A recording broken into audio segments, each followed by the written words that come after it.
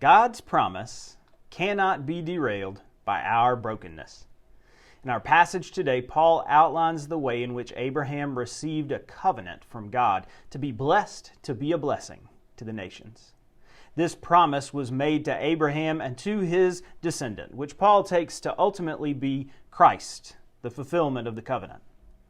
Since Christ is the ultimate blessing to all of creation, the promise is not abandoned.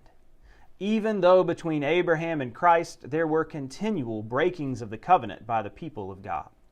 Nor did the establishing of new covenants invalidate the first covenant made to Abraham and his descendant.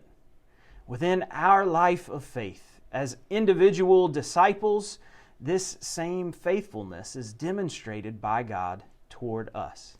When we sin and fall short, when our bodies and minds fail us, and when we fail each other, God remains faithful in God's grace and promise of salvation to us.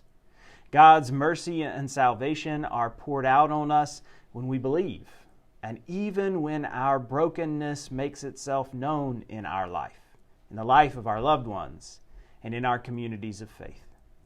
God's promise is not derailed. Thanks be to God.